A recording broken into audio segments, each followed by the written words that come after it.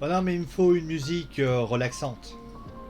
Tu sais, une musique qui te fait, voilà, avoir du yoga en fait. Parce que, en voyant ce show, je vais dire la vérité, hein.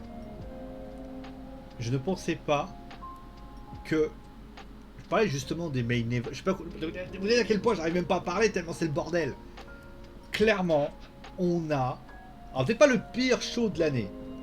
Le pire show de l'année, c'est celui d'il y a quelques semaines où WWE Raw avait été d'une nullité, mais de tout le long.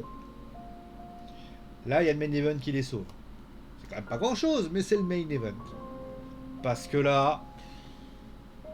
Vous savez quoi, j'ai même. Vous savez la vérité, j'ai enlevé des matchs parce que je voulais pas me pendre. J'ai, pour ainsi dire, fait en sorte qu'il y ait des miniatures. Le truc va tourner, hein, je vous préviens tout de suite. Je l'arrête pas parce qu'il faut arrêter, quoi. Les gars, à un moment donné, la WWE, vous foutez du monde. Moi, je vous l'annonce tout de suite. Alors, déjà, je vais vous l'annoncer tout de suite. Je vous prends pas au dépourvu, la WWE. J'en ai marre de devoir subir, de regarder des shows de Raw qui sont d'une merde pas possible. Peut-être que pour vous, ça vous amuse, mais on est à 3 semaines, allez, à 3 semaines de Money in the Bank, enfin de Hell in a Cell. Vous allez sans doute sortir un grand pay-per-view, vous allez me dire, ah bah tiens, voilà, t'es content. Mais bordel, mais ça vous dérange pas de faire des shows aussi merdiques? Ça vous dérange pas?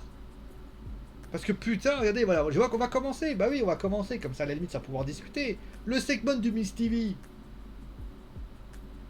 Non mais, alors, franchement, quand j'ai regardé ce segment, alors pour Charlotte et Rhea, j'avais l'impression que les meufs, il fallait qu'elles soient là pour discuter. Ils peuvent pas parler tout seuls, il faut qu'il y ait quelque chose entre les deux. Et alors, les deux là, le Miz, j'avais l'impression qu'ils se disaient, mais pourquoi je suis là en fait? Rendez-vous compte. Le Miz, l'homme au speech doré. Le mec qui te sort un segment, tu tombes par terre. Là, il était là, on avait l'impression qu'il faisait le gogol. Et alors pour John Morrison, j'ai pas de mots. Vous voulez que je vous rappelle qui est John Morrison quand même? Parce que on va commencer par ça, parce que ça commence sérieusement à me casser les couilles comment vous considérez John Morrison. Alors on va me dire oui mais John Morrison, John Morrison. Attends. John Morrison, le mec il a quand même. Parce que les gens se disent ouais mais non mais tu comprends Sio. Le mec il a quand même un palmarès qui pourrait limite faire bander certaines superstars de la WWE. Le mec, il a remporté une fois le AAA Mega Championship, AAA Latin American Championship, AEW World Cruiserweight Championship.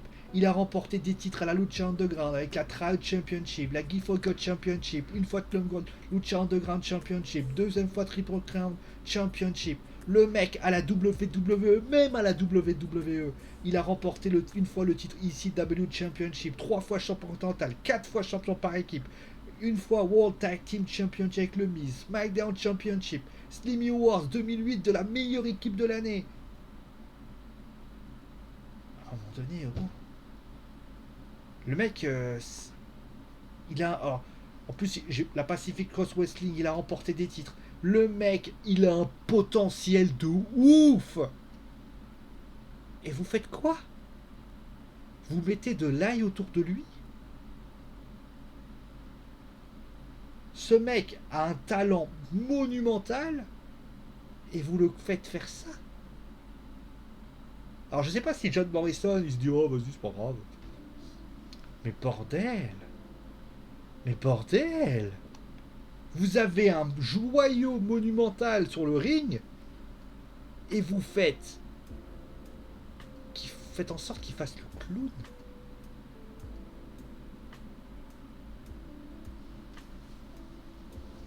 Non mais c'est abusé. Si vous l'aimez pas et que vous voulez qu'il se fasse passer pour un crétin, mais dites-le. Le gamin il a 40. Enfin gamin, il est plus jeune, plus âgé que moi. Il a 41 ans. C'est quand vous...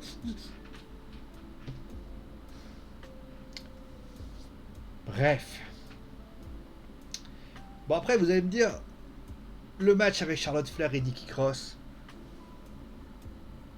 Alors, je pensais réellement que le match de la semaine dernière, il était pourri. Hein. Et encore, je me suis dit, finalement, il n'était pas trop. Mais alors, celui de cette semaine,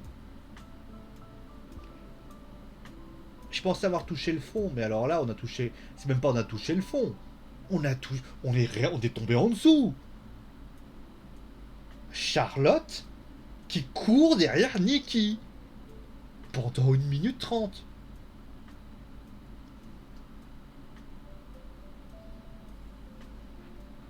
Ah, c'est drôle.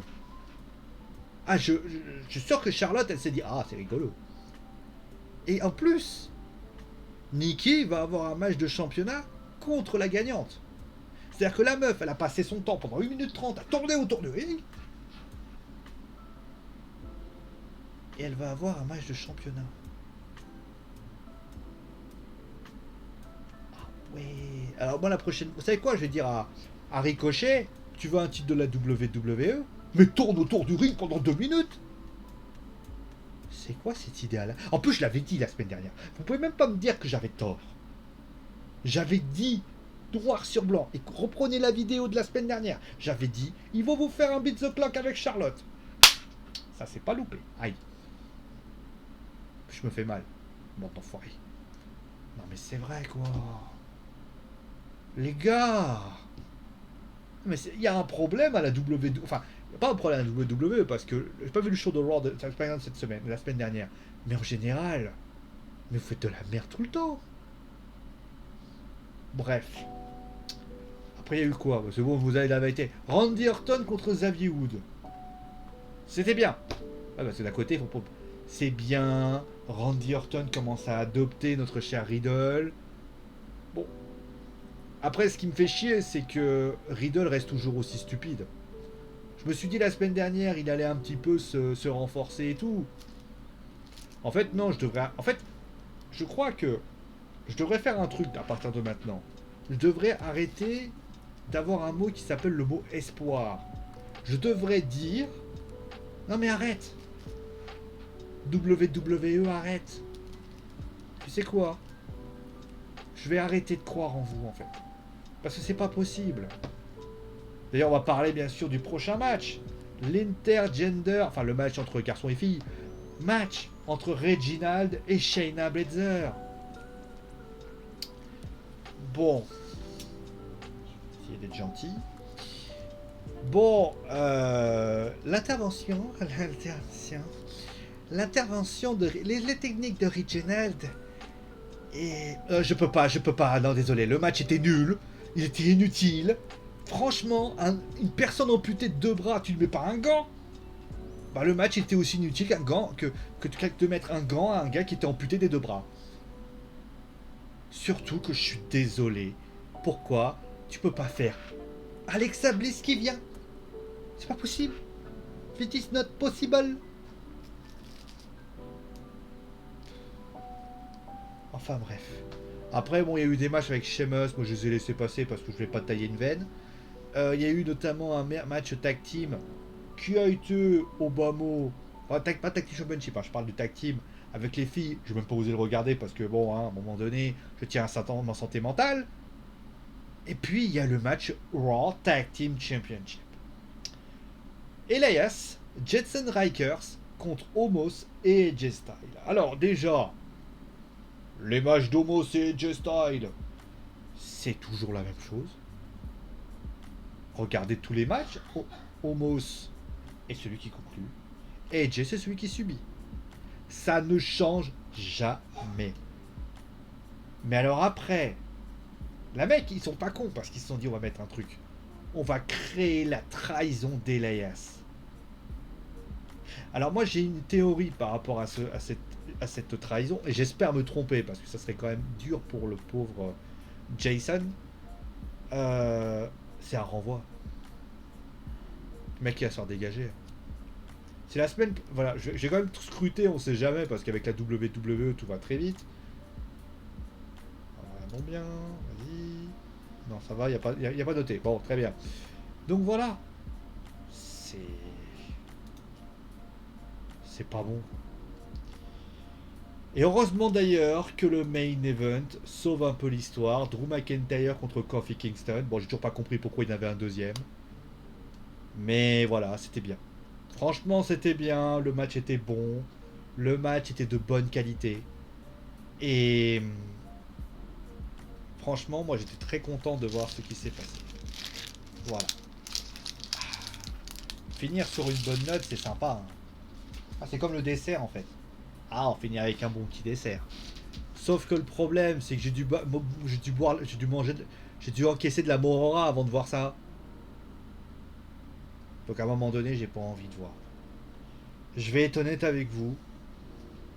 Bon, de toute façon, j'ai déjà dit au début, hein. Qu'est-ce qui se passe avec Raw? Franchement, je suis désespéré avec ce show.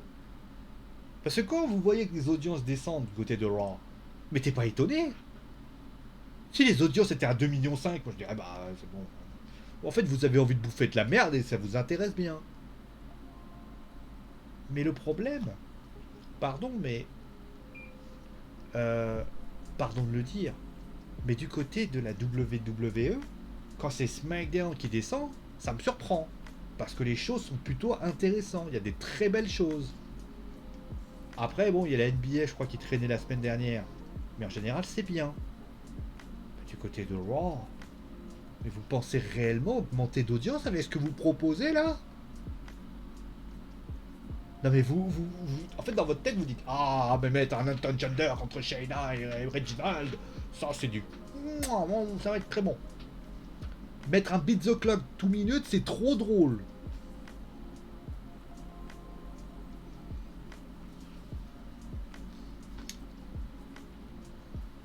J'ai pas de mots. Alors peut-être vous avez un mot, mais moi j'en ai pas. J'en ai pas et c'est triste. La semaine prochaine, je vous l'annonce tout de suite, hein. Parce que moi, le mardi, à un moment donné, quand je rentre à la maison, tout ça, mais la semaine prochaine, je vous l'annonce tout de suite, hein.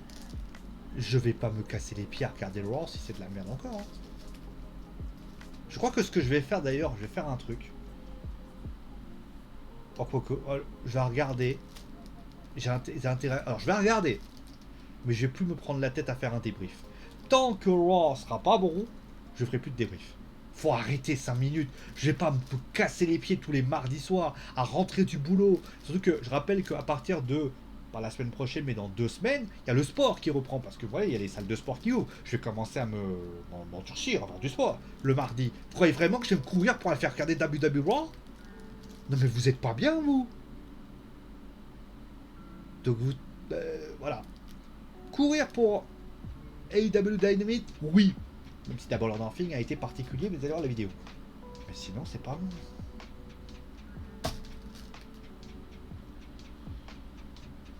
Que voulez-vous que je vous dise, moi? À part que la tristesse est grande et que le monde est triste. Après, certains me diront sans doute, oui, messieurs, regarde les pay-per-view, ils sont bons. Alors, c'est pas... Vous savez, les messieurs, les pros WWE, comme les pros AEW d'ailleurs, hein. Moi, je m'en bats les couilles d'être... En fait, les gens qui sont pros, mais vous avez une vie triste, en fait. Vous avez une vie triste parce qu'en fait, vous ne cessez de voir que par votre appréciation. Alors, vous regardez ça, vous dites ah ouais, c'est comme ceux qui sont supporters d'un club de foot et qui, pour ainsi dire, le match, le club, votre club se fait défoncer. Ah non, mais on a été bon 5 minutes. Vous voyez, 85e autre minute, tu m'expliques. C'est comme ceux qui parlent d'un lutteur et qui essaient de le défendre alors qu'il n'a pas été bon pendant des mois. Bon, je vais arrêter de parler parce que sinon je pense que je vais devenir vulgaire. Merci à vous tous d'avoir suivi l'émission. Portez-vous bien. Et vous savez quoi? C'est mon dernier mot. Parce que je l'ai dit. Vive le catch. Enfin en tout cas, ce qu'il en reste. Ciao.